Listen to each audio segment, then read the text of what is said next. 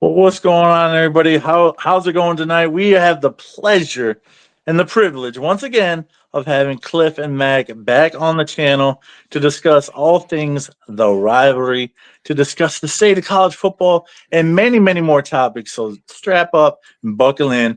We're gonna have a fun night. Rob, take it away. All right, so it's been a while since we've all been together. The band is back. It's great to see you guys. How are you guys doing? How's the off season been treating you? Doing well. Good to see you guys again. I know, like you said, it's been a minute. I don't think we've seen you guys, or actually, we haven't talked since the end of the season. Yeah, So yeah. it's been a while. I think the off season's going pretty well for us anyway. We sound like we got some good recruits going on. Although I saw that there was a video posted the other day that there's some stress about the 26 class, but I don't know. Otherwise, we're doing pretty well. That's so next year. Right. What are your thoughts about the slow start to the 26 class? Because that's interesting to me as well. Because just like you've had like Bama and other teams who have had slow starts, but they always end up finishing strong. So what are your thoughts on it? I'll let Mac take that one. What do you think, Mac? I mean, my thing with Michigan recruiting has always been I don't care. And I don't mean to say that like I'm not following it. Like, yeah, I'm following it. I like that we're pulling in some really good guys, I think, so far with the 26 class. But like, yeah, it's going slow. The thing with Michigan recruiting is like, especially under Jim Harbaugh, it's always gone slow. We've always pulled in mediocre classes. We've always pulled in classes that are in like, the teens or even the high teens and stuff like that. That freaking national championship team, though, most of those recruits, or I think that recruiting class was somewhere in double digits. But again, I mean, like, double digits doesn't necessarily mean a bad thing, but it's like, what do you do with the players once they actually step on campus? Like with Michigan and recruiting, I'm just not worried about it. I mean, it's really nice for teams like Georgia that they win all these off-season trophies with pulling in phenomenal classes and stuff like that. If they can keep them all out of prison for 1 year, I'll be happy. I'm saying. But you know what I'm saying, though? But like with Michigan, I don't care. Like it's slow. Yeah, it's slow, but they'll likely figure it out. I know Tony Alford was on the recruiting trail talking with I think it was the number 1 overall running back, and that kid's just a beast. I can't remember what his name is, but he's Savion Hyder.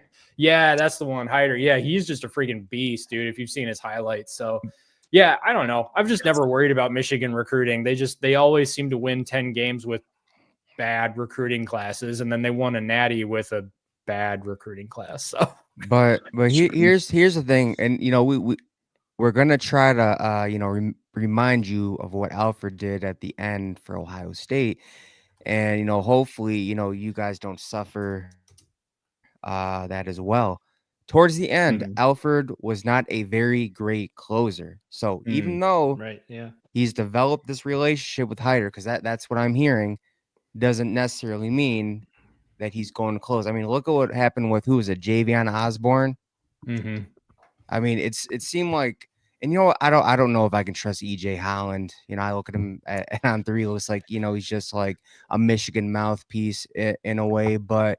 yeah. He was sworn to be a Michigan lock. It was between who was it, Michigan and another, I forgot the other school, but just like all of a sudden, Notre Dame swoops in and takes them. Thinking like, man, I'm starting to see like some similarities what happened at the end of Ohio State. So hopefully, you guys just don't experience the recruiting woes the way that Ohio State has it with him.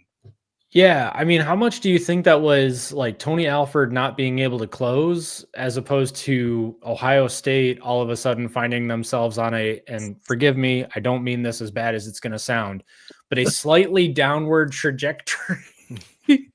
Right. What, like, elaborate that downward trajectory, because ever since, because they just won a natty. It's all downhill from there. Yeah. It's all downhill from there. Yeah, you win it. Elaborate on it to describe it, because I know there seems. I mean, if a 2-loss, ever since Ryan Day's been there, he's only had what, like two loss seasons. I mean, if that's a downward trajectory, I mean, I'm pretty sure Michigan State would have a lot of those wins and not as many losses. Like Rutgers or Maryland or even UCLA. I mean, I'm like, if that's a downward trajectory, then you know what, I want that to happen, because literally, like, you're right there, and you have this potential to get over the hump and take the next step, because you're not that too far off. Right. Good point. But I honestly, like, as someone who's realistic, who looks, tries to look at recruiting, I would not say now is the time to panic as Michigans, even that, like, as an Ohio State fan. If recruiting's down, like, at the beginning, I mean, if things didn't pick up in like July, August or whatever, then I'd start to panic. But there's, I mean, even at the end, you see all these flips, you see people swoop in at the last minute. I mean, look at what you guys did with Bryce Underwood. Yeah, exactly. Bryce Underwood at the end. So Yeah. As far as I'm concerned, it sounds like just rivalry banner at some point. So I mean, yeah, hard to get cut through all of that. Yeah. It is, yeah. But like, so Rob, like you were saying, like if 10-2 is a downward trajectory, and the only thing that's left is just like getting over the hump, that's where you want to be. I mean, dude, you described Michigan football from 2015 to 2021. Like, yeah, I'm with you on a spiritual level there, my dude. Like, that's exactly where we were. And so all of these classes and stuff like that were coming in, and people complaining like, oh, recruiting sucks and all that. I mean, not everybody can match the insane amount of success that Ohio State has had over the past couple of decades. I mean, Sure. I love Michigan. Michigan's my team. Ohio State has been crazy good over the last couple of decades. And there's something that other teams should look at there to try and emulate that amount of sustainable success. Jim Tressel's got to be one of the best CFB coaches ever. Urban Meyer most certainly is. Checkered off-field issues aside. Yeah. Ryan Day, I will defend until I'm blue in the face from even like other Michigan fans. Like even Dad was talking some smack about crying Ryan Day here. And I'm like, hey, he's a good coach. Leave the guy alone. All right. He is. And he's a great coach. But like, what was I saying? So with these recruiting classes and stuff like that, I'm just not worried about it. Michigan has had classes that were started in like the 20s and 30s and didn't get up into the teens until like the week before the early signing day. And then like Rob, like you were just saying with Bryce Underwood, I mean, the guy was signed, committed with LSU, like ready to go. And then just at the last second flips to Michigan. Like anything could happen, especially in the world of NIL. You have no idea what's going to happen. I mean, it could change in a second. I mean, I'll tell you right now, you bring up NIL. I mean, as Ohio State fans, I remember, I think it was the summer of, I think 2023. And I mean, Marquise Lightfoot, Dylan Stewart, and even Justin Scott, they were like Dylan Stewart and Marquise Lightfoot, they were crystal ball to Ohio State. So was this 5-star linebacker. And, even Justin Scott was committed to Ohio State. And all of a sudden, Miami comes in with a bag, flips Marquise Lightfoot, and Justin Scott flips. And then Dylan Stewart ends up going to South Carolina, and I don't remember the linebacker's name, but he ended up committing to Notre Dame. And just like I definitely understand where the NIL, I know it's a big heartbreaker, but it's a different landscape in college football where sometimes it doesn't matter if you're winning games, it doesn't matter if you can go to a place where development. I mean, some families, some players are more money motivated. So definitely understand that. Yeah. And there's schools, and honestly, Ohio State is one that starts out really fast every year, and then we always fade. Not far, stay in the top 5, but we always have somebody flip on recruiting day these last 5 years. There's been one each year. And like there's schools right now like Tennessee or USC that are super high, and it's like, dude, it's May. Like come talk to me in December when you can actually have somebody commit and sign on that dotted line. Like there's a lot of fan bases right now puffing their chests, and it's like, yeah, just wait a little bit. Freaking USC is number 1 for 26 right now. Like that's not going to stick. Yeah, that Yeah, they even exactly. recently lost like what 2 5-star recruits. I mean, they're still Yeah. number one, so Yeah. they're really starting off strong. But again, like it, I mean, there's schools. I can imagine there's schools who promise you NIL money, but like I can imagine when they actually read the contract and they can't really keep up with, what they're offered, and they get a sniff of that, like they're gone, dude. I mean, that's what Right. happens when you get money motivated players. That's what I'm thinking too. Like what Peter was saying, it's if NIL, or I'm sorry, if recruiting wasn't cutthroat before, and I think it was, NIL is making it more cutthroat. And I think you're going to see a lot more of that, guys flipping at the last minute, or at least announcing it at the last minute because of the money involved. Yeah. Because if you got that kind of money involved and you announce too early, that money can go away. It's just the way it is now with NIL. I think you're going to see a lot more of guys flipping the day before signing day. Yeah, Certainly so. I'm glad you brought that up because it made me think of so Jeremiah Smith's like last minute recruiting. It was insane. Like I read the story. So basically, like he had like a photo op of, because I think he was originally going to commit to Miami. He had a photo op ready and everything, like the whole graphic and stuff. And then, like literally at the last minute, he changed his mind like right at that table that he was gonna be an Ohio State Buckeye. Wow. So I mean, even after that, dude, there's like speculation, like, oh, why didn't the papers get faxed and stuff?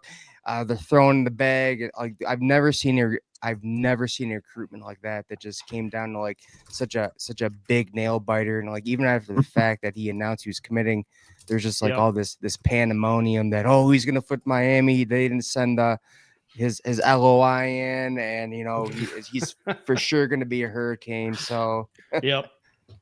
That's Yeah. Oh, that's yeah. crazy. Oh, yeah. That's down to the wire for sure.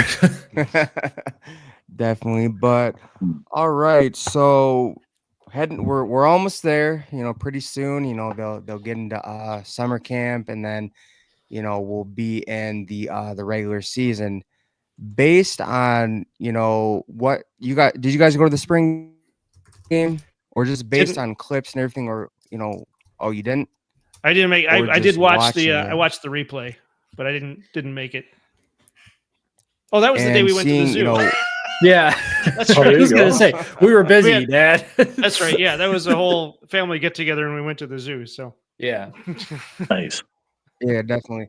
But just based on what you saw in that spring game, how do you feel going the season? I know there's Chip Lindsey, was it Lindsley?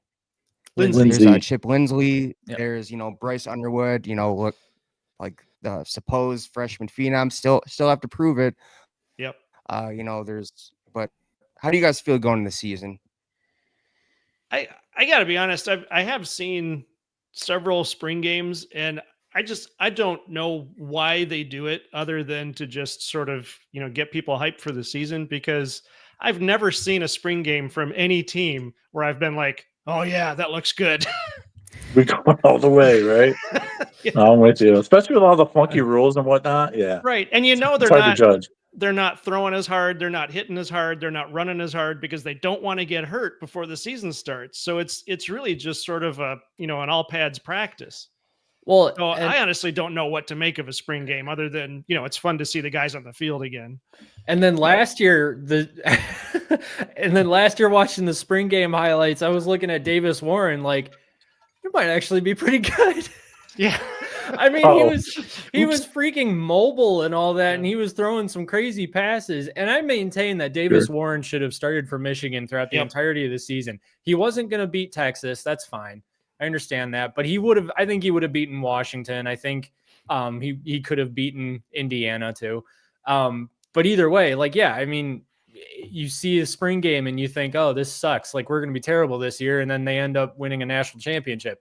Or you watch a spring game and you think, oh, Davis Warren looks like he might actually be a good quarterback. And maybe that wasn't as much as Davis Warren as much as it was Kurt Gamble. I don't know if you saw Samaj Morgan's comments, but that was a little sus. But taking some shots. Yeah, he took some shots at Kurt Campbell. But yeah, I don't know. I mean, I don't really take a lot from the spring games either, which I understand doesn't exactly help with off-season content because we want to look at these spring games and dissect them and be like, oh, is Bryce Underwood going to be the quarterback that we all think he can be? I mean, the guy threw 3 interceptions in the spring game. And so at that point, you're like, if they're not hitting that hard and they're not actually playing that hard, that's not good. Yeah. But at the same time, but at the same time, it's like, yeah, but it was the spring game. It was his first time in a college uniform. Like, just let him be. By the same token, we all thought Davis Warren, or well, honestly, we all thought Alex Orji was going to be a phenom. And Sure.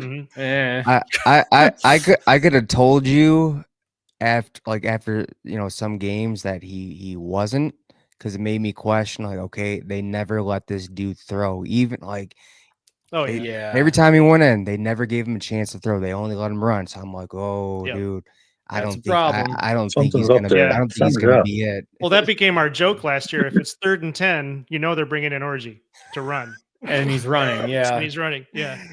The frustrating thing in the 2023 Ohio State game is that worked really well, as I recall, and it was infuriating. Like That's like JT like Barrett fun, converted 3rd downs. Yeah. And remember my comment about, I said, you guys are hyping this dude up because you saw that nice flashy thing. He put up some good plays against the biggest rivalry in all of college football. So I could have told you that. That's the thing. As you were alluding to, Cliff, there, Ohio State had a run like every year where this no-name wide receiver, back in the Jim Tressel years, or this running back or this DB would just have a day, like ball out. JT And everybody, just this guy's going to go off next year. Yeah. Never played again. Never played in real games. And Yep. so it's just one of those things where it's really hard to make objectable truth and draw strength from and draw this is going to happen because of this. The one thing I will say about this game, and I did have some harsh comments post game for Bryce, based on the numbers and what we saw in person, but they actually threw the ball down the field in this game.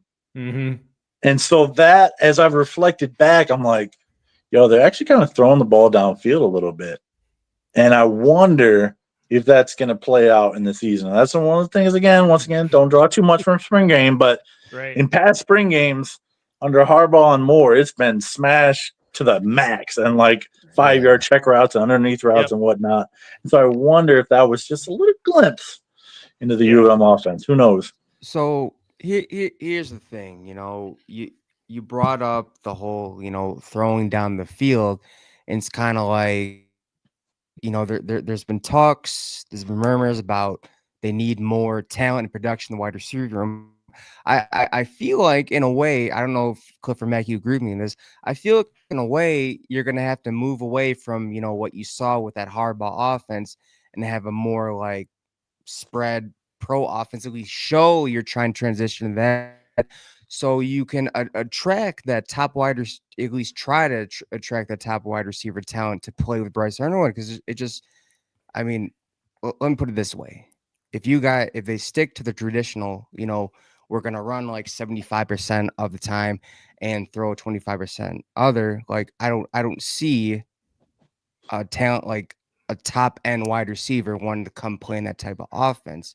But just not saying that Bryce Underwood isn't talented, but it's just you need to at least show that you're moving the needle on running that type of offense so you can attract talent around Bryce Underwood. So the only thing I can say about the spread offense is that the last time they tried that at Michigan, we went 3-9. Okay. No. I would say it's a different era in college football, man. No. It was too early. No. That's what Rich Rod did. That was spread offense. That's not why they went 3-9. All right. That's not why they went. And you know that's why they. That's not. No, you know better than that. Fine. Yeah, I know. There's all the admin problems going on back there. Lloyd Carr and all that stuff. Yeah. Lloyd Carr didn't believe in Rich Rod and let the players all go on. Let Mallett leave for Arkansas. Yeah, let Mallett leave for Arkansas and all that. I mean, no, you know why that's saying, but yeah, that's true. Anyway, but yeah, I mean, okay. So Rob, there's a couple of things there, and I think there's 50 different ways that you can look at it. So back in 2018, Michigan goes All right, Dad, you don't actually need to count, Dad. Oh, okay. I'm sorry. This guy. Back in 2018, Michigan loses to Notre Dame, but then goes on this really epic run that obviously ends at home against Ohio State, right? Or no, on the road against Ohio State, I think it was. Yep.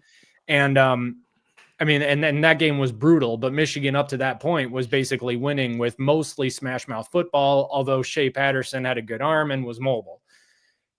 Coming into 2019, Harbaugh hires Josh Gaddis because Josh Gaddis thinks that he can bring in this whole speed and space thing. Okay. And for a second, we're all like, yeah, this is definitely it. This is what we're doing.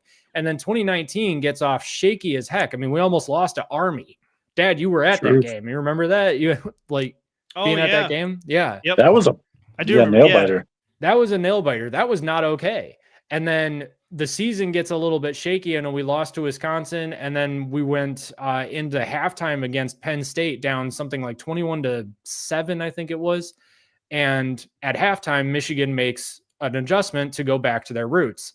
Well, what happens? I mean, Michigan almost comes back against Penn State, but then rattles off a bunch of victories, one of which being a blowout versus number 8 Notre Dame, just to lose to Ohio State again.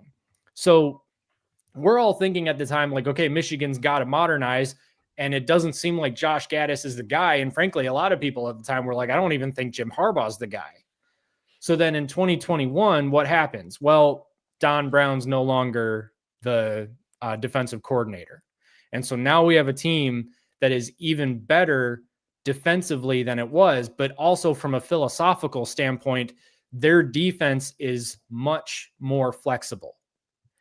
And it's because of that Michigan starts rattling off a bunch of games. And I understand people want to talk about the sign stealing thing. We're going to put that away for right now.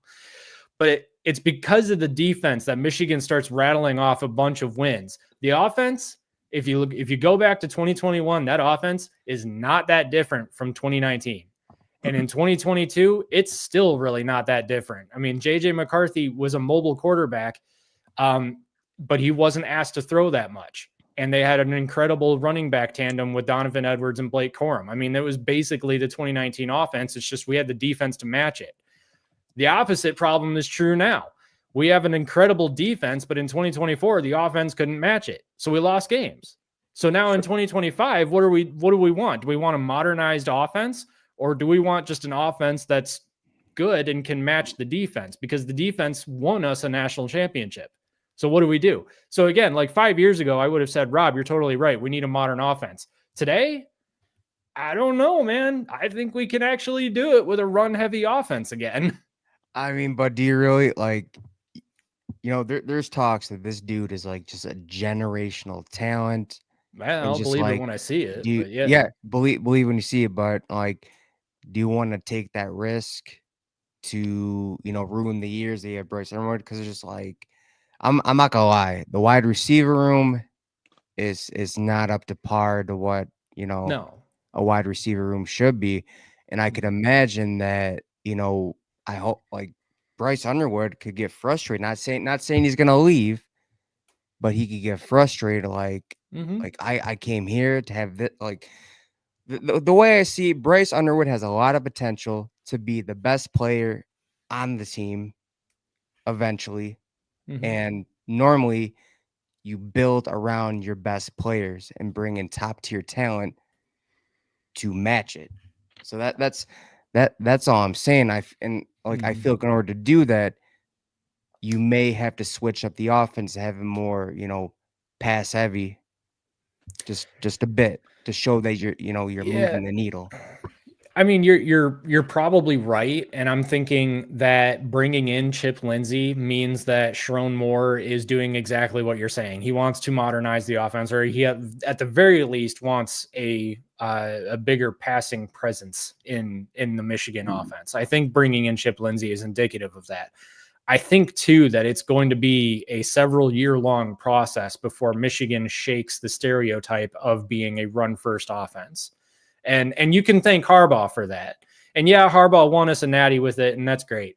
But coming into 2025, I think that the Bryce Underwood experiment is this. I think that he's got to establish that Michigan can throw the football, has the quarterback to throw the football. And in 2026, That's what's going to bring in the wide receivers.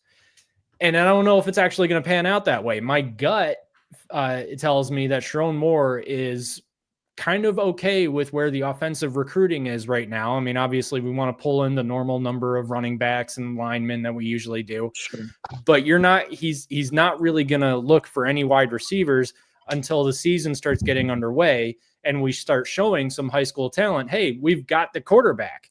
All right. We got the guy. I mean, we had to pay him a butt ton of money to come here, but we've got him. So if you're a receiver, why don't you come to Michigan? Because we're actually trying to adjust now. So there's just got to be a proof of concept there with Bryce Underwood, and Bryce Underwood's got to be okay with year one being sort of an experiment. Sure. Well, and that's what. So Yeah. I was just reading that the other day that it seems like what they should be doing is building long term so that they have that consistency that Ohio State always has, but Michigan rarely has. Michigan State never has. Thanks. If they bring in, so they've got Mikey Keene he's there because of Chip Lindsey. Who's it? Well, Samaj Morgan now is working with Chip Lindsey and really likes the way that's going. So if you've got the Mikey Keene, Samaj Moore combination, but Mikey Keene is most likely this is his last year. I think this is his last shot. He's trying to build up his stock for the NFL. So if Underwood is the generational talent or even a top tier quarterback, I think they'd be better off building around him anyway. And then if he gets in trouble, you bring in Mikey Keene, who has the experience, but build around Underwood. So then you have him for, and I'm going to say it's probably only going to be 3 years, because if he does turn out to be that top tier quarterback, then he's only got 3 years in and he's going to be jumping to the NFL too. But I do know, because I just read this the other day, that he's got, Donovan McCulley and Frederick Moore are both 6'4", 6'5". They're tall guys, yes. They're tall guys. Samaj Morgan is 5'10". He's the short one. But if you've got McCulley and Moore out there, they're big targets. And I'm hoping that helps Underwood, because he's also 6'4", 6'5". So you've got two guys on either side of the field that can look over everybody else and see each other. That's got to count for something. Well, and oh shoot, who was I just talking about? Samaj Morgan. I mean, Samaj Morgan's not bad either. I mean, he's a talented wide receiver. Mm-hmm. So if they're having him do more things too, then I think that it's more indicative of a change in offensive philosophy at Michigan. Mm. Yeah. Yeah, I got you. Yeah, so you think probably more like a gradual transition into the modernization is the correct approach, rather than like a Luke Fickell where he's coming in, he's going air spread offense, changing things.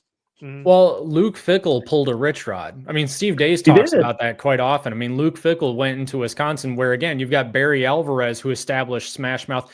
I mean, think about it, like Barry Alvarez and Bo Schembechler, Woody Hayes. I mean, that is the Mount Rushmore of Big Ten Smash Mouth football. I mean, Joe Paterno, those are the guys who invented Smash Mouth Big Ten football. I know Joe Paterno was a little bit later because Penn State didn't join the Big Ten until like 1990, I want to say it was. We could probably throw Tom Osborne in there too, now that Nebraska is part of the Big Ten. It was the same kind of thing.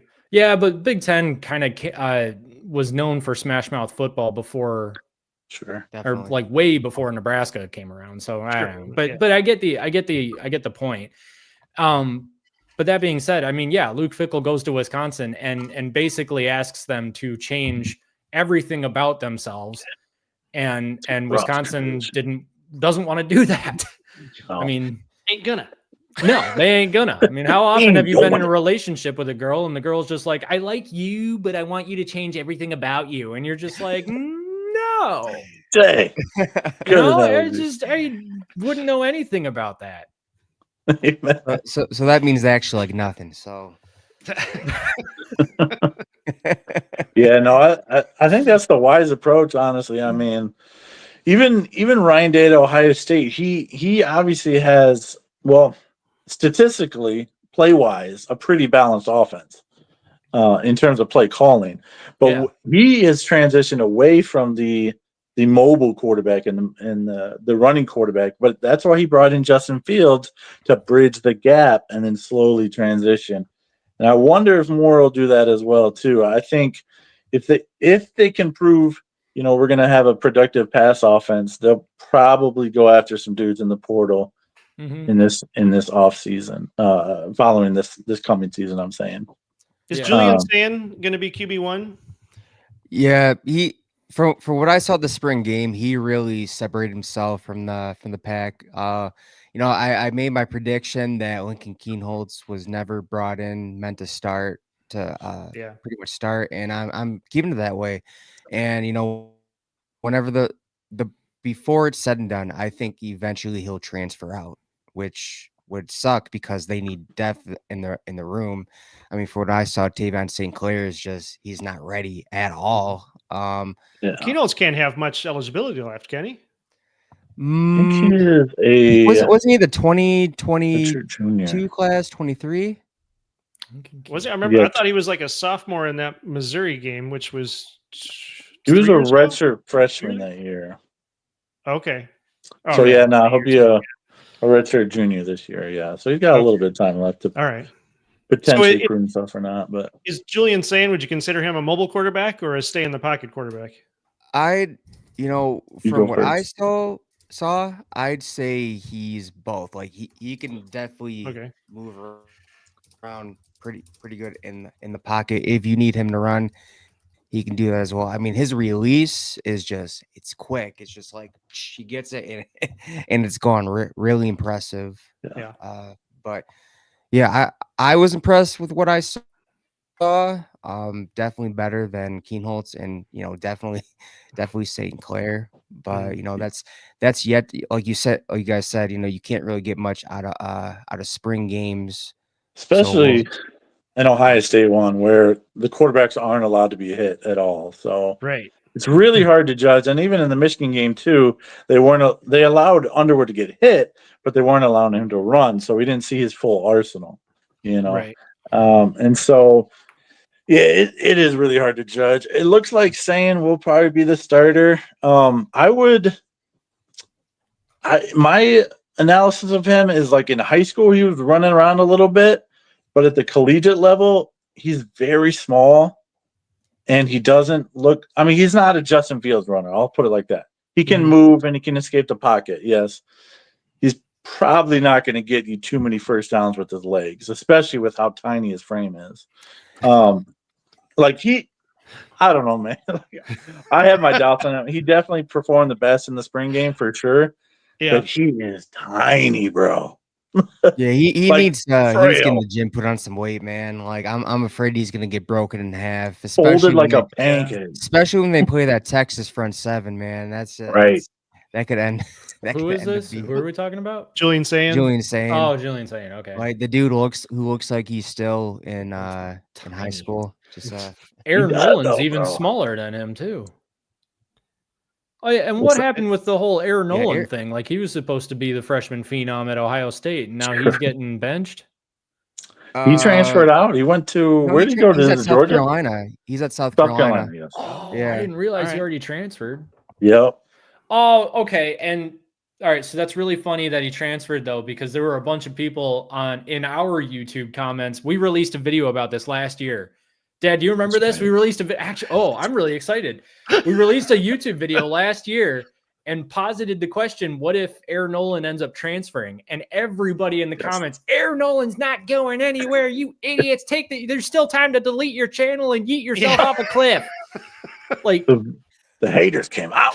The haters came out, and not even all of them were Ohio State fans either. It was that was a wild one. We got lit up for that, and we didn't even say that we thought he was going to transfer. We just said they brought in. They brought in Julian Sand, and then they had the transfer quarterback. I can't remember what his name is, and then obviously they brought in Will Howard. And I was making the point, like they've got like a bunch of different styles represented in their quarterback room. Like, what happens if Aaron Nolan is just like, okay, screw this, I'm out. Mm-hmm. And that's exactly what happened. I mean, that is exactly what happened. I heard that like beginning of the season, he had to he was dealing with some like mental issues or whatever. He had to step away for a while. You never know, maybe, he's homesick, just wants to be, Yeah. closer. But Yeah, he's from the at the end of the South day, too, if and that winter was probably harsh on him. Oh, that's a good point. yeah, Yeah. I mean, Well, that's too bad. at the end of the day, if you want, like, you probably saw the writing on the wall. Okay, like maybe at South Carolina, I'll start sooner. I mean, he's like, Mhm. okay, Julian Satan's going to be the next starter, more than likely. Then they're bringing in Tavion St. Clair. Like, I need to go to a less packed quarterback room. I mean, some Right. people just they don't embrace the competition. Go ask Kyle Yeah. McCord if he embraced the competition. Hey, go ask Kyle McCord's dad. Right. All right. All facts. Oh yeah, his dad who speaks up for him. Yeah. He made that full circle comment. I wonder how he feels about that now that Ohio State has won the national championship. He talks about full circle, but he doesn't have that ring around his finger. I mean, that to me, that's the biggest full circle that he missed out on.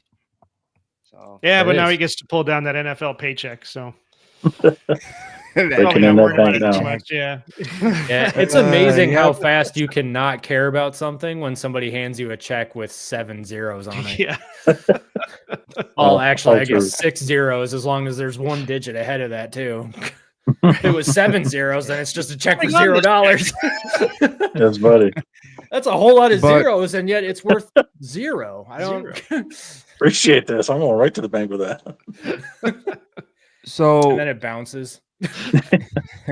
if you could make a prediction today, how do you? Well, I mean, let's talk about how you guys think Western Michigan could will end win the up- MAC. Get them Broncos. Michigan Eastern coming for end you. up the Michigan Wolverines could end up doing this season based on their floor and ceiling. Just Yeah. the possibilities. Hey, you want me to go first? Yeah, do it up. All right. So what I'm hoping is that the last 3 games of last season are indicative of where we're starting this season. If that's the case, and I'm reading that there's a lot of guys saying that Michigan's defense should hold the way it was, possibly be a little bit better. The offense can only be better.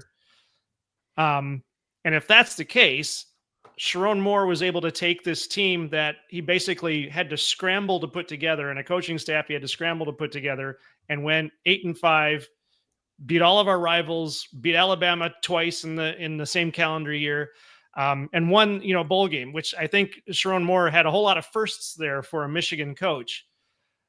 If he was able to do all of that under those circumstances, now he's had time to establish himself. He's pulling in good recruits. I feel like, and so I'm going to scale back a little bit, but I'm going to push forward a little bit. I think they're going to go 10-2 in the regular season with a shot at the playoffs. I don't know about the Big Ten championship, but as we all know now, you don't even have to go to the Big Ten championship to get into this DFP, which is fine. I don't begrudge Ohio State that at all. It's fine. So if they can get in, I have a feeling though, if they got that far, my prediction would be that they would probably get blown out in round 1, but nevertheless, still at least making it to round 1. That's what I'm hoping for right now. Mac, how about you? So I think that the ceiling is 12-0. I know that people are. Dad, you're laughing. I have logic to this. All right, come on. Well, I mean, the ceiling could only be 12-0. It's not. Well, no, okay. I mean, technically, anybody's ceiling could be 12. Everybody's ceiling is 12-0. But Yeah. Let's go. Let's go. If you want to think Akron, Kent State, realistically, you're. I don't know. Is that Garrison's in the chat? Hey, what up, Garrison? What up, Garrison? What's up, fella? Maybe How's it going? Maybe we should bring him up here, man. Yeah. Anyway, no, and Garrison's gonna like this. This one's special for you, my friend. Yeah, I mean, Michigan, I expect them to go 12-0. I really do. I mean, Oklahoma, I understand that they've got something good going there. I don't really believe in Brent Venables. He's still the coach, right? Yeah, that's how much I believe in him. For now. Yeah. I think Michigan clears Oklahoma. I just think that it'll depend on how the offense is looking. But like the thing is I mean, Michigan's offensive line is going to be a little bit retooled, but it's not going to be in like dire straits. Like we're not going to go into into New Mexico wondering like what's our starting 5 look like on the O line. Like no, they'll be fine. And then we've got Justice Haynes at running back and Jordan Marshall in there, and they're they're good. So I mean, we're going to run all over New Mexico, and I feel like that's going to give Bryce Underwood some confidence for Oklahoma. That's going to be a hostile environment, so I think it'll be a close game. I still think Michigan clears. And then the next game that I would be kind of concerned about, I guess, is USC. But USC, I don't know, man. I mean, they've got a little bit of turmoil going on with their roster right now too. So I still think Michigan edges them. And then I think that the next biggest game then would be, because then they have Washington, Michigan State, Purdue, Northwestern, Maryland, yawn, and then Ohio State. And sorry, I don't mean to be rude, but they're not losing to Ohio State until it happens, as far as I'm concerned. So Fair point. I think 12-0. I think the floor is probably 10-2. If I think Michigan, if Michigan drops 2, then it's going to come at the hands of either Oklahoma, USC, or Ohio State. But that being said, I don't think that they're going to lose to any of them. Yeah, that road game out in the Coliseum, that's going to be a fun one to watch, especially with as tight as last year's game was in Michigan Stadium. That was a blast to watch. Yeah. That game was phenomenal. Finish. We didn't mention, though, the other big factor has to be, and I'm serious about this, Sharon Moore is out for 2 weeks minimum. Unless the NCAA comes in and says, no, 2 weeks isn't good enough. And remember, this time he can't even be with the team for those 2 weeks. So Harbaugh was able to practice with the team, and then he just couldn't be there Saturday. Sharon Moore is out the door for 2 weeks straight. You know, I wish I could pick and choose my punishments in life. That would be amazing. Like I don't know. I don't know. And they shouldn't have even done that. They should have just told the NCAA to just go, shut up. I was going to say something inappropriate. They should have told the NCAA to just go away and take a hike, jump off a cliff, jump in a lake. I don't know. They should have told them to do that. They shouldn't have suspended them at all. I think Michigan suspending Sharon Moore for Central Michigan, Nebraska is really stupid because at that point, like, Michigan chooses their own punishment, which already doesn't make sense. And then they're doing it in a way to try and appease the NCAA. If I'm the NCAA, I'm looking at Michigan like, I know what you're doing, and that pisses me off even more. So I'm gonna really come down on you now. Like, they should have just left it alone. Yeah, Darren there makes a good point though. Biff Poggi, I keep forgetting about Biff Poggi being back.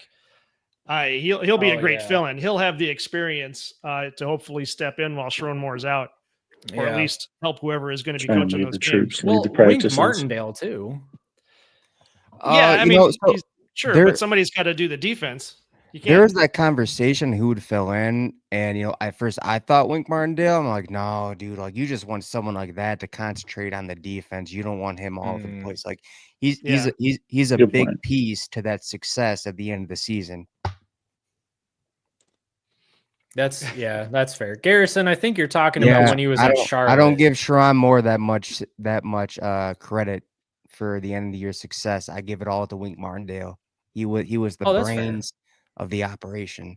That's why for me the jury's still out on Sharon Moore. I don't disagree with that. I like Sharon Moore. I think he's going to be great, but like you said, I think he's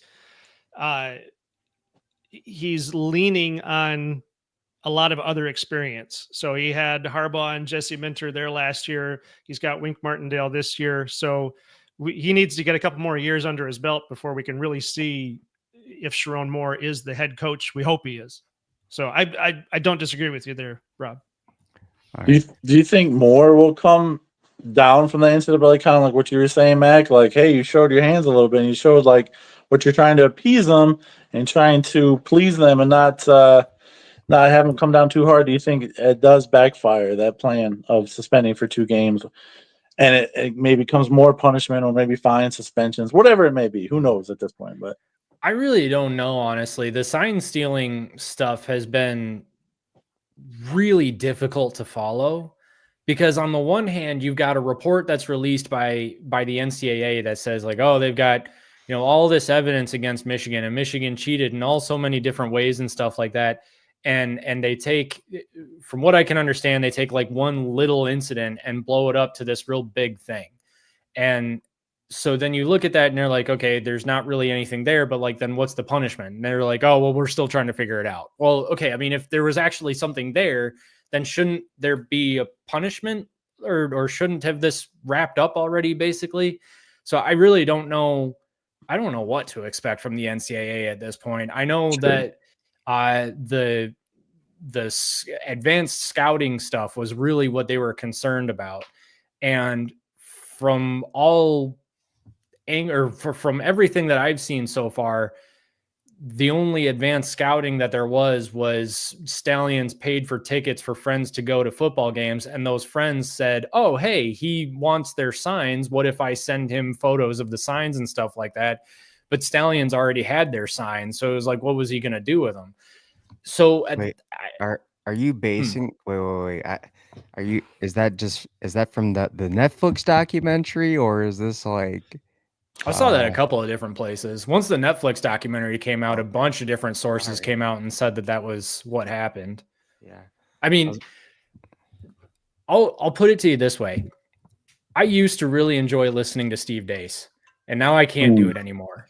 I cannot listen to Steve Dace anymore. And I love the guy. I think he's probably a really awesome person, but following him on Twitter is like riding a roller coaster that's constantly going off and then coming back on the rails. You don't it's know either where great or it's the worst thing ever. It's literally you're on top of the world, like ecstasy, like no other, and then you're about to die. So I can't stand following him on Twitter, and I'm sure he's just a great guy. I mean, he sounds like a really nice guy when you meet him in person. The fact that he says that there's nothing there, I mean, I kind of got to believe that one, because he's a really smart guy, even if a bit nuts. Eccentric. Yeah, eccentric.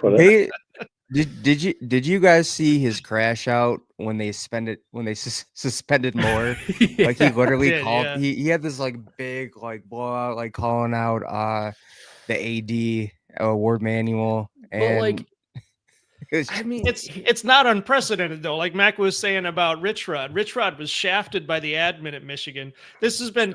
You know, I keep thinking about this. You know, we get that people pick on us as Michigan fans saying we're very arrogant. I don't think Michigan fans are arrogant. I think the Michigan admin is arrogant. Oh yeah, because what they do is first of all, you know that Michigan is too professional to have a mascot, right? That's the story. That's the story. They're too professional to have a mascot. And I think what the Michigan admin does is, oh, we need football to make money, but we're not really a football school. We're a law school. We're a medical school. And so they have this internal civil war with the admin of we tolerate the sports, we tolerate the athletics, but really we're concentrating on the hospital and the lawyers. Really what they're doing is they're spending way too much time sniffing the sticks that they've all shoved up their own assholes. And I'm glad you bring up the admins, because this is literally like just what I think is going to happen when this is all said and done. The whole, June 6th and June 7th hearing, based on how you guys talk about the admins, it seems like, the sports programs or whatever has not really been a top priority. It seems like it hasn't. It is. That's the funny thing. That's the weird thing about Michigan. The sports, the football is a top priority. They just don't want you to think it's a top priority. Yeah, get it? Yeah, I mean, they have a weird way. They have a weird way of showing that, but it's a weird. Yeah, it's a weird school. I'm going to disagree with that. I'm going on record saying that I disagree with that. Okay. That I can remember way back when I was your age, people would talk about Michigan as being, one of these top schools, but they were always, we're too good to have a mascot. That's just not, that's not our image. We really love our football program, but, really we're over here with the law school and all of that and the hospitals. And it was always funny to me because, I grew up during the era of Bo Schembechler when Michigan football was the thing that was, the champion. But still it was, but let's keep it in its place. It's the football program. That's where, the kids go that aren't doctors and lawyers. Those are the communication. right. The phys ed teachers. Yeah. I just think with everything that's happened, if you truly have followed this, and you just see these pattern of show cause. And yes, I get it's they're off the NFL. It doesn't matter, but it just seems like every other day, the Michigan football program is in the news, and attached to that is the University of Michigan. I bet you the admins are this, okay, we're done with this. We've had enough. Then the whole Matt Weiss thing, even though he's gone, he was part of the football program. The University of Michigan is attached to that. I just personally think if Michigan has a chance to be hit with something hard, they'll be okay. Let's give them what they really want. It seems like they want everyone from the Harbaugh staff just wiped off the face of the earth. Let's give them Sharon Moore and wipe our hands of this. That's my opinion. That's what I think could be a just predicting that it could be a likely outcome. It's plausible. I feel like it's plausible what I'm saying. There is a pattern of punishments. There is a pattern that the Board of Regents just especially what I heard they did to Santa Ono. I mean, they basically trashed him in the New York Times. And wasn't very vocal for the football team, probably the most. Oh yeah, he totally supported Harbaugh. Totally. One of the most vocal presidents at the University of Michigan in my lifetime. There's been a lot that have seemingly been opposed to the success of the football program, or at least according to some. So he was also. I can see both of your points, though. He was also actually. I'm going to kind of change my view and agree with Dad, unfortunately, but but Santa Ono was also ideologically opposed to most of what the Board of Regents at Michigan wanted for the school. Sure. I mean, there was a lot of political stuff happening behind the scenes that Santa Ono wasn't okay with. And that's why, from what I understand from sources close to him, that's why he moved on to, I think it was Florida, right? UF. Yeah. But that being said, Rob, you make a good point. And actually, this is why I now agree with Dad, unfortunately, is because Ward Manuel was actually set to hire a whole search firm to look for the next head coach at Michigan after Jim Harbaugh announced he was leaving. And Santa Ono was the one who stepped in and said, Bro, you've got the guy who just beat Ohio State. Just hire him. And Ward Manuel had to be convinced to hire Sharon Moore. So it's already kind of like Sharon Moore and Ward Manuel aren't exactly on good terms right now. And Sharon Moore is a younger guy. So he's not as let's say stubborn as Jim Harbaugh, to put it delicately. Sure, to just take to just take what Ward Manuel says and be like, screw you. My name is too big for you to fire me without cause. Sharon Moore, he's not as big of a name. He's not Harbaugh. So he's going to be under a microscope the entire time. And that's probably not going to help his situation. So what does he need to do? He needs to make sure that the football team is good. That still might not be enough. And my fear, honestly, is that the NCAA is going to force Michigan to play their hand before Michigan is ready to. And the NCAA is going to be bluffing the whole time. To be very frank with you, very honest, I don't think that the NCAA has anything on Michigan. But I think that they want Michigan to think that they do, so that Michigan will then fire everybody who is associated with the Harbaugh era, so that would give credence back to the NCAA's validity, because there's currently a bill in the federal government that is being discussed that would govern college sports over the NCAA. There's some wild shifting going on for sure. That's right. We're back, baby. We're back. Garrison would have done cut you off if he was on the panel right now. Garrison's upset. Garrison, right now. Garrison, you want to come up here? I'll drop the link, man. I'll do it. No, don't do it. Just let me know. Don't allow that fool a platform. What are you talking about? I'll give a Garrison a platform any day, man.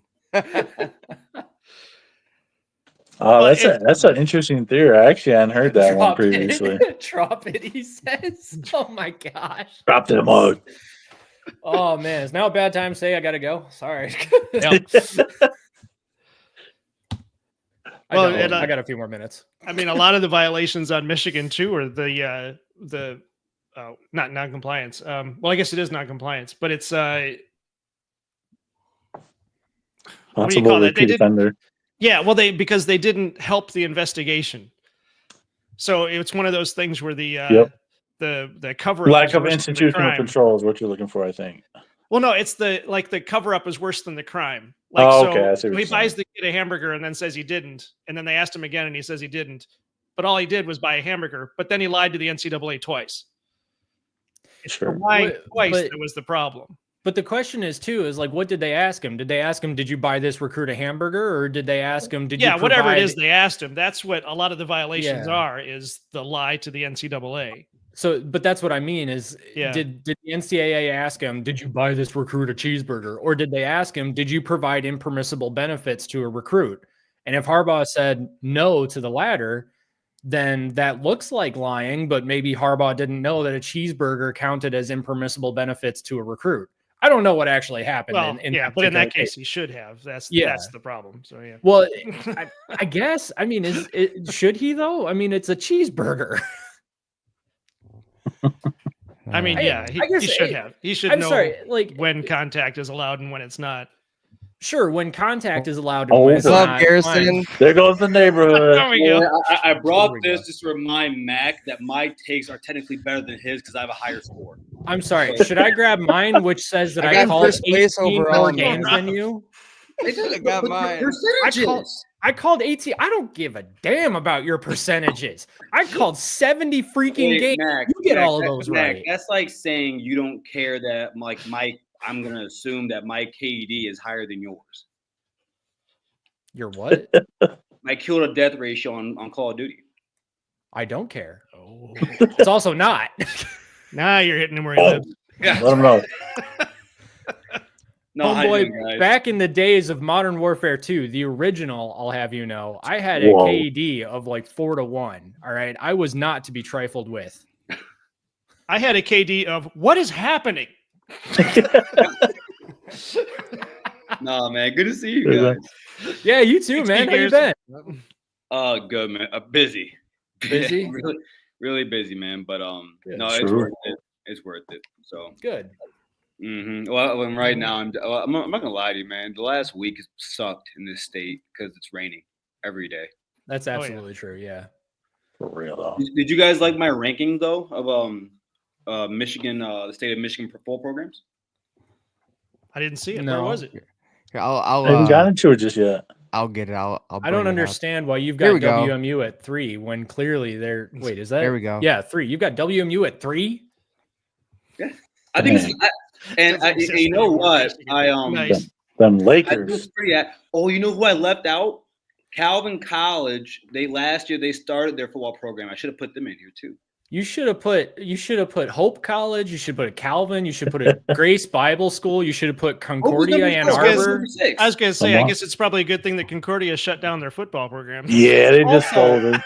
Also, where the heck is Washtenaw Community College, my man? WCC, rise You up. guys didn't hear a funny story actually? Also, Speaking of Concordia. Michigan Tech and Eastern Michigan aren't even Oh, on yeah, I there. forgot about them. But my freshman year of football, it's my sophomore, we played Concordia. Oh my gosh, what we did to them was ungodly. Yeah, you was, both racing, I'm sure. it was bad. And then we played Davenport before Davenport went into NCAA D2. They went their first year. They went NAIA D2. We played them, beat them. We beat Davenport like 63-0. It was bad. Ooh, Harrison, the coach of Concordia at that time was my cousin's husband. Didn't mean to do that. Seriously, I'm serious. Darren, you're right. Other football programs better than the University of Michigan: South Christian, Wayland, Byron Center, Rockford. high school teams. Yes. It's always going high school. Yeah. Let's throw Pinckney and Brighton in there. Come on. Brighton at least Garrison- had Drew, Tech. Drew Henson. Where'd you play Well, college before you ball go- at? Before you get going, Mac, I just really want to know. So you said Hmm. you think that there is no proof. And what my argument has been as of late, because you know I'm not a hammer guy, but what my argument has been as of late, and I told TJ this, my problem is that you Wolverine fans, you say to us, okay, there's no proof. I can say, okay, fine. That's an accurate statement but we haven't seen it yet. And then my response is, well, at the same time, you have no proof that you didn't do it. Why don't you guys ever point that part out? Well, I mean, so it's a decent point. The thing is that the burden of proof is on the NCAA because they're the one who brought around the allegations in the first place. So if they think that something did happen, the burden of proof is on them to prove it. But that being said, just personally speaking here, if it comes out that the only reason Michigan actually won those football games was because of somehow or another they knew the opponent's playbook and they were able to identify those plays super quickly, and they did it all by cheating and advanced scouting and yada yada yada, then yeah, there's going to need to be some punishment. Okay. Mm-hmm. The thing is, wait. You said because you have that. I agree with you. You said if they find out that, did you say they find out that it affected the games? I mean, I guess if they found out, that's where I disagree. I don't think I can go to a bank and attempt to steal it. Now, whether I steal money or not, if they catch me trying to steal from the bank, I will go to jail. Yeah. So I don't think it's about whether, because I've told people it would be a different punishment though. You're right. That would be attempted robbery, but attempted robbery doesn't receive the same punishment as robbery. Yes. Yeah. But you're right. But you bring up a fair point, Mac. But like, yeah. So I mean, to that point though, I think that's actually a good point. Like, you know, if they tried to cheat, then that should still get some punishment too. And I think that's probably the most confusing thing about all of this is that all of these different punishments are coming in from a bunch of different places. Like Michigan is punishing themselves. Why? Because they have a track record of hating themselves, frankly. I mean, the whole ideological thing that happened between Santa Ono and the rest of the Board of Regents was kind of indicative of a university that thinks that they are holier than thou. I feel you, man. I really do. But like, I'm done talking politics.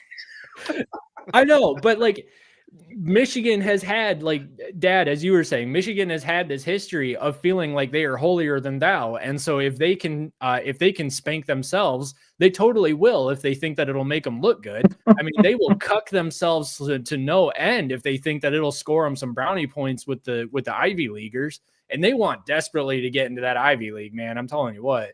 But yeah, at the end of it, though, I still think that the burden of proof is on the NCAA, just because they brought up the allegations. Now, if they have the proof, perfect. All right, and then to the more seasoned, handsome gentleman up above you, right there, named Cliff. That's fair. My question for you, and I put this in. My question for you is, so the coaches that got show causes, right? Yeah. If they received those for what they did, which in all reality would be less than if by the time this all comes out, if Sharon Moore is hit with that repeat offender, which is worse than what they did, why should he not get a show cause?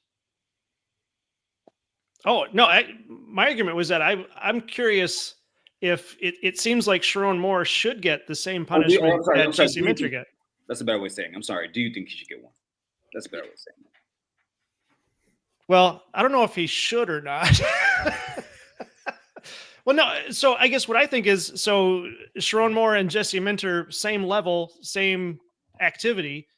I would think that Sharon Moore should get the same show cause that Jesse Minter gets. If he doesn't, does that mean that Jesse Minter's show cause was purely a show for the NCAA? And if that's the case, then obviously all of us Michigan fans get proven right that the NCAA has just had it in for Michigan. If Sharon Moore does get the show cause, yeah, I'm really curious what they do with that. Can Michigan then say, okay, here's our show cause, and then he gets to coach anyway? And then if it's, the slightest infraction then gets him, can they ban coaches? Yeah. Okay. So then I guess that's Connor what would Staley's happen. going to get banned. Well, yeah, and that's what I'm figuring too. I imagine that Connor Stallions is either going to get banned or get the 4-year show cause like Harbaugh got, because he would be at that level. And then Sharon Moore, it seems like if we're being consistent, should get the same punishment that Jesse Minter got. And if he doesn't, what does that mean? If the NCAA actually comes out and says this two game suspension is enough, I'm going to be flipping out. That's crazy, and that's never going to happen. Well, I don't think those 2 games are enough. You think they are enough? No, not enough. Not enough. Okay. Yeah. I personally think it'll probably be the first 4 games of the season. They're going to take their chunk and say they're going to take their, vindictive spitefulness out and say you're not going to go to your alma mater. That's just kind of my prediction, at least at this point. Yeah. Oh man. I also agree with Darren here that it doesn't really matter what happened with the information. It's the fact that Stalions was there. He shouldn't have been there in the first place. So it just like in a game, refs can't coach intent.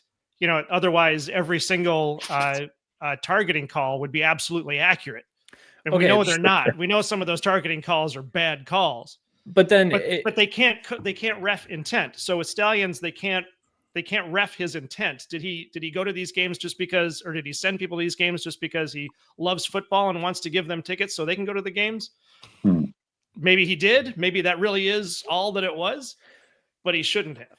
Well, but okay, I disagree with that completely. I think at that point, then nobody who is related to someone who coaches football at the collegiate level can go to a football game. Right, and therein lies the trouble that the NCAA has. Is this what counts as a scout?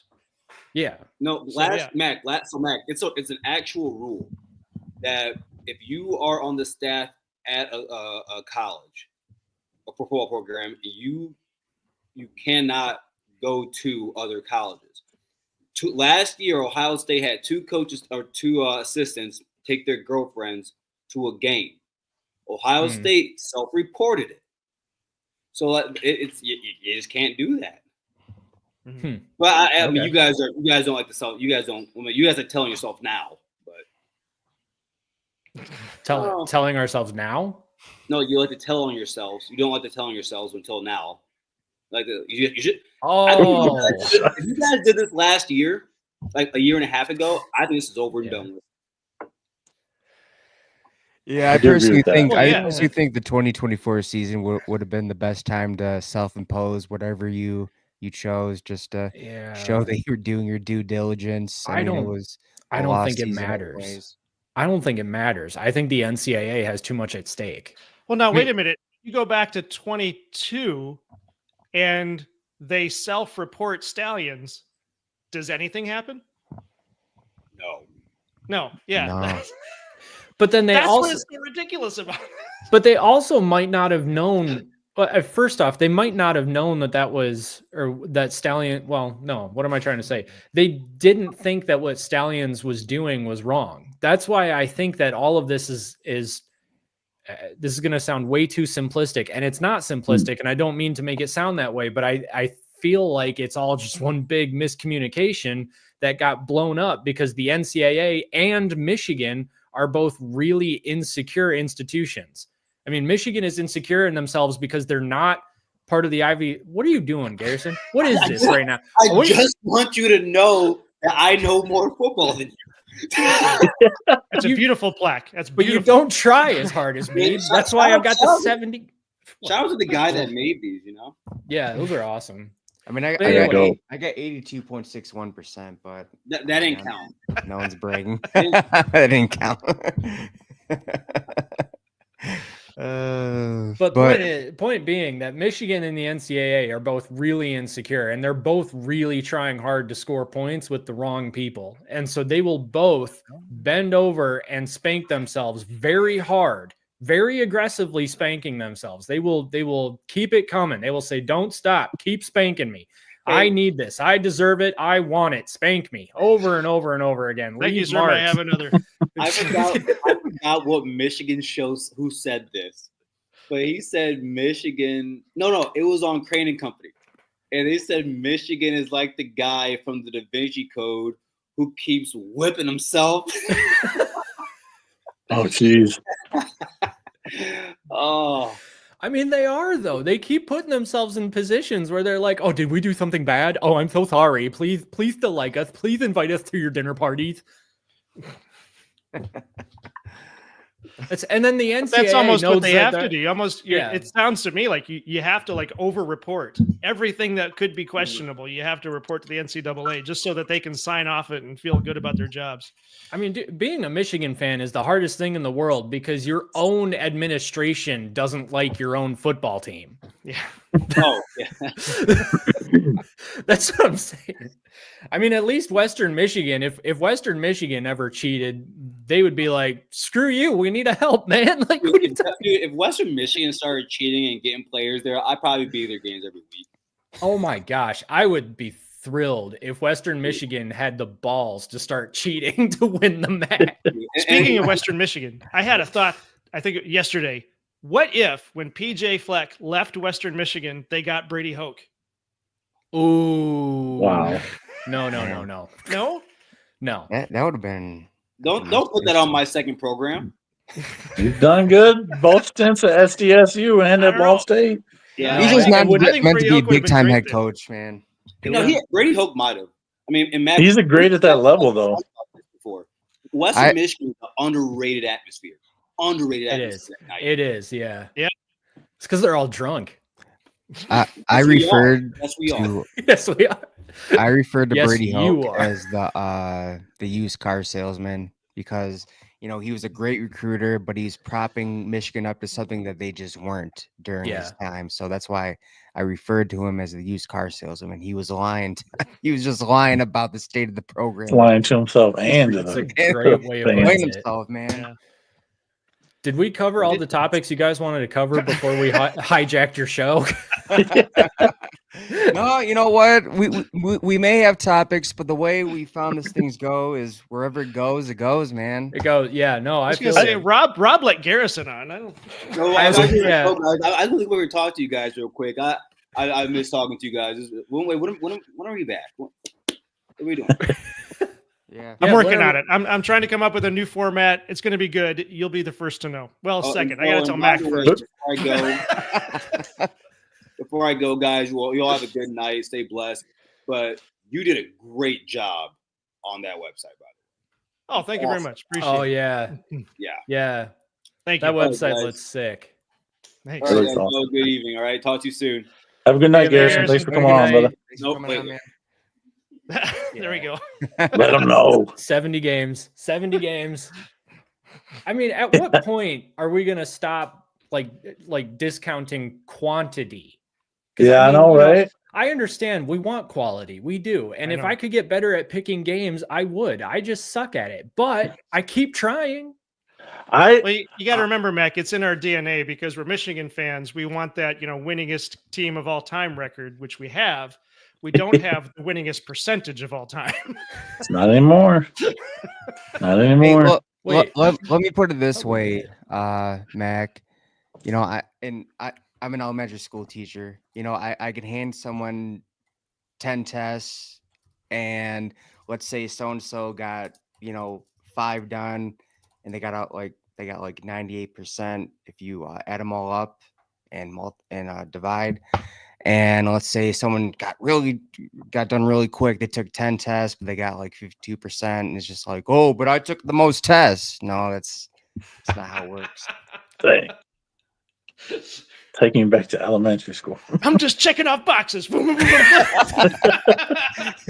Hey, beep, beep, beep. Wait a minute, I took the most tests. Does that count for anything? No, we won quality. Wow. I wanted to throw in one last Wow. quick question before we jump off. The whole Penn State thing, man, a lot of people are buying into them. They brought in 3 really good receivers from the transfer portal, or at least mid-level receivers, to try and boost a pathetic passing game last season.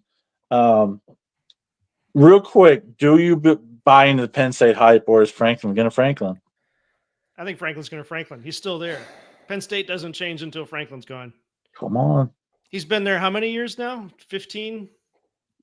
20 Yeah. almost. You know, I think No. I've been there Has it been that 12. long? 12? I think he got there in like 2011. I think it was.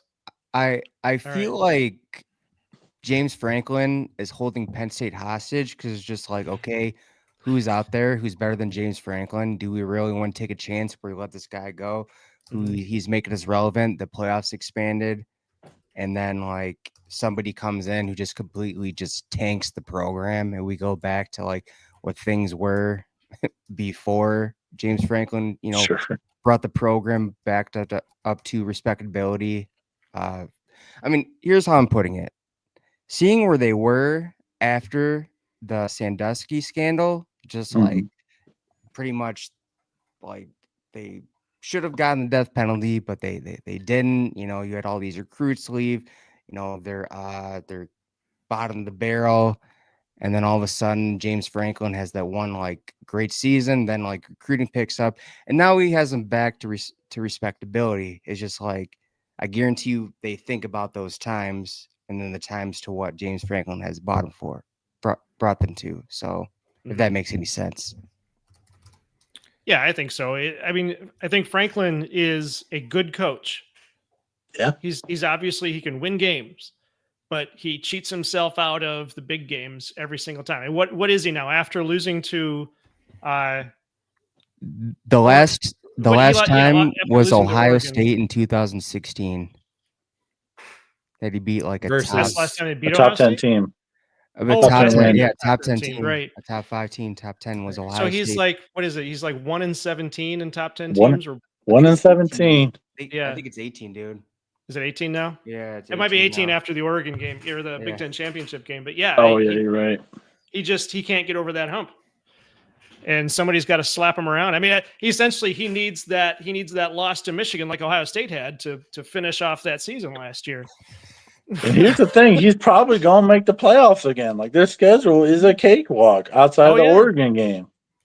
Like, they're most likely going 10-2 again this year and getting in the playoffs. And But I did they've got see a Jim clip Knowles of now. what's that? And they've got Jim Knowles now too. So They got And you Jim know what? Knowles. Have fun with that.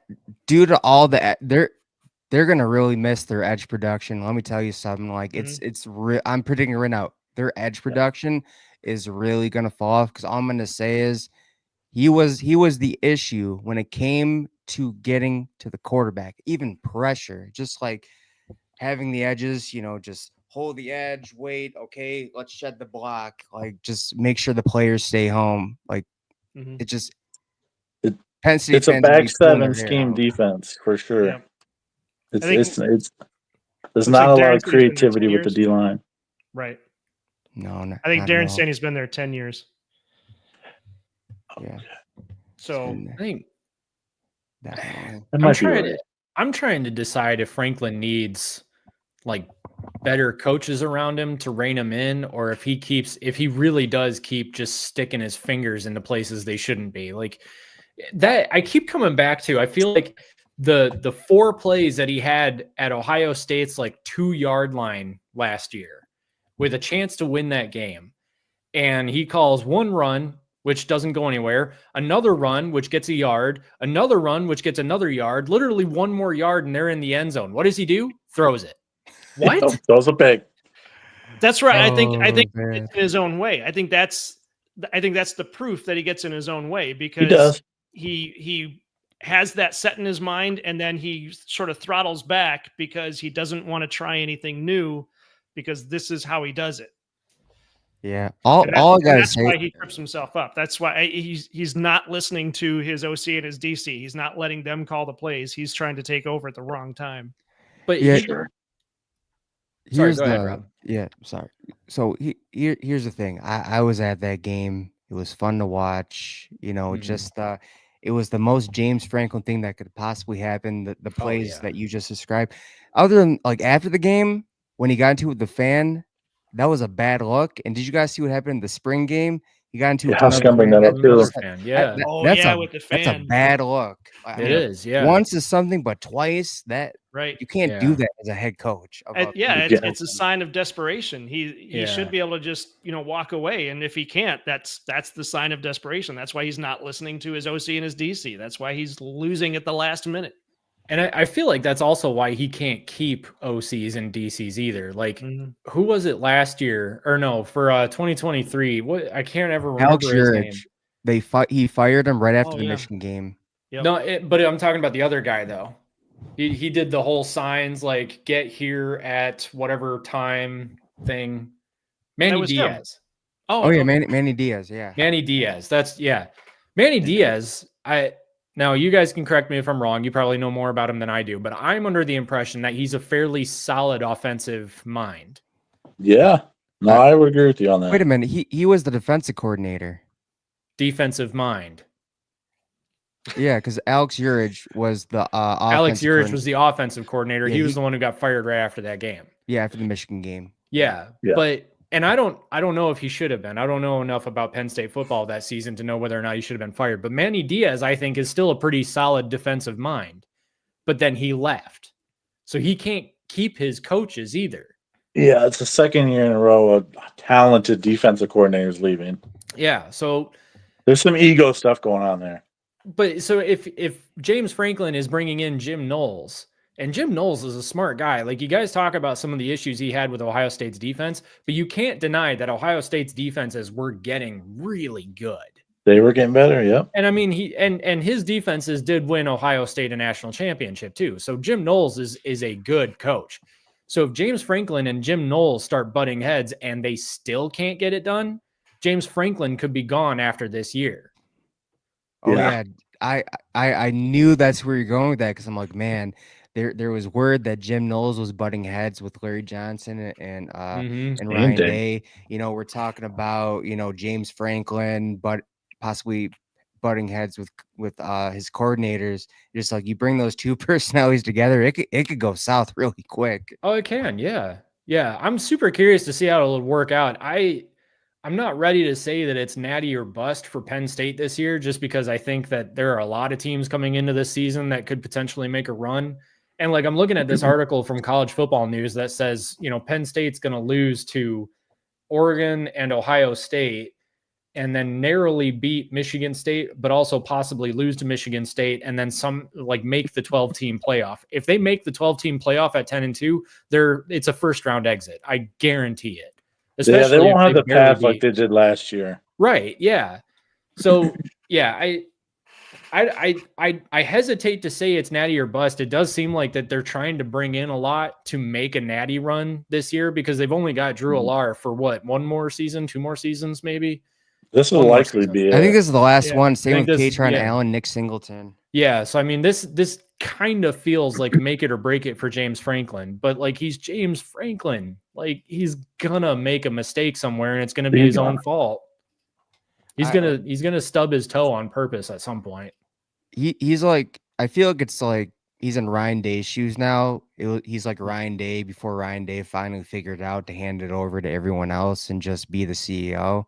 Yeah, I feel like that's what James Franklin's gonna have to do, and it could come at a hefty price. Who knows? It could, yeah, because I feel like James Franklin, his own mind was a lot of the reason for his success at, I think it was Vanderbilt that he was at before. Yeah, he was at Vanderbilt.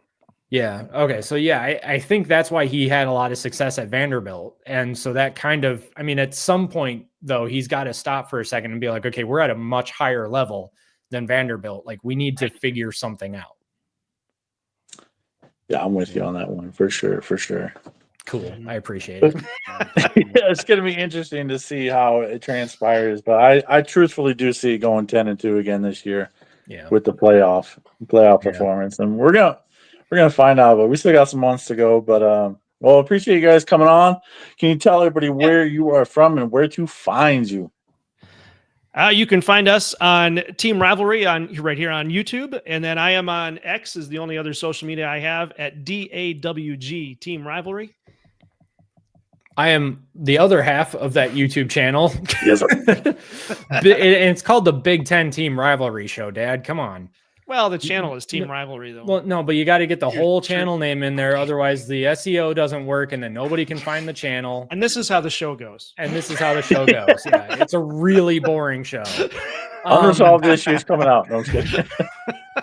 I am the Angry Pigskin on Twitter. I can't remember my actual handle, but that's the name that I go by. So just search for that and you'll find it. Search for that, and if you start smelling really, really bad diarrhea, you found my channel. You found my Twitter. So there you go. Wait, so you're the Twitter account, Angry Pigskin, that gives all those really biased takes. Yep. I'm just kidding. No, it's true though. Those biased Michigan takes. Every time, I love Garrison to death. I love Garrison so much. Every time he posts something, it's everything in me to not comment on it. Something stupid, just like Something snarky to rile it up. and I can't say anything Michigan related because then he comes back to me. Oh, you're a Michigan homer, which I appreciate. And yeah, it's true. I mean, sure. That's why every time I comment on something of his, I just go, I'm sorry. Why are you hating on Western Michigan? Like every time he's like, what are the best? I think he posted recently, what are the top 5 CFB programs in college football as of like 2000 or something like that. And I was like, well, number 1's Western. Duh. Hey man, you gotta represent where you're from. Absolutely. Anyway, sorry for the diatribe. I dig it. It's all I good. dig it. Well, once again, thanks for coming on. We appreciate, and yeah, we look forward to doing some more with you in the fall. It's gonna be a blast. Yeah, definitely. Like we were saying when Garrison was on, we're going to do that Pigskin Showdown again, and obviously you guys will be a part of that. Thank you so much. Yeah, thanks a lot for having us on. I always love talking to you guys. I love your stuff. Like I said before, you guys are 2 of the best. So everybody out there should like and subscribe. You got some good content on here. So we're the most we're possibly the most level-headed Buckeye fans you'll come across, but that's just me saying this. So you'll have to decide for yourself. I believe it. You know what? I know you want to get going, but I know you did that video of people are saying that Ohio State could drop to 8-4, and I'm like, no, that's not happening. I got so tired of seeing it and all the these Michigan channels, man. In the comment section, I'm just like, you know what? I had to do a video just addressing this, and it was all research based too, just pointing to Ohio State has been there before, and just like again, like that 2015 team, they all went to the draft, didn't even miss a beat next year. I feel like Ohio State's going to do the same thing. Will they be undefeated? I don't think so, but they're going to lose to Michigan again. But yeah, don't take that game for granted. If Ohio State loses 4 games, it means something went horribly, horribly wrong, and I would imagine there'd be a clean sweep on that program. No, if Ohio State loses 2 games with more than 1 game left on the schedule, then Ryan Day is already fired. There will be some rage in the fan base. Man. I'm not going to front. Dude, he won't get fired, but there'll be some rage in the fan base. Yeah. No, I mean, he better hire some seriously good security, though, because I honestly fear for the guy's life. Oh yeah, most definitely. After that 4th straight Michigan loss, that was just terrible. That was too bad. He had to pull his kids from the school and everything. That's ridiculous. Yeah, that's taking it too far. Yeah. All right, you guys. Well, thank you for tuning in. We go live. We try to go live every other week, but be sure to be on the lookout for new content. We try to post daily. We try to do our best, but yeah. Have a good night. Go Bucks and God bless. Go Blue. Go Blue. And go Broncos. Come on now.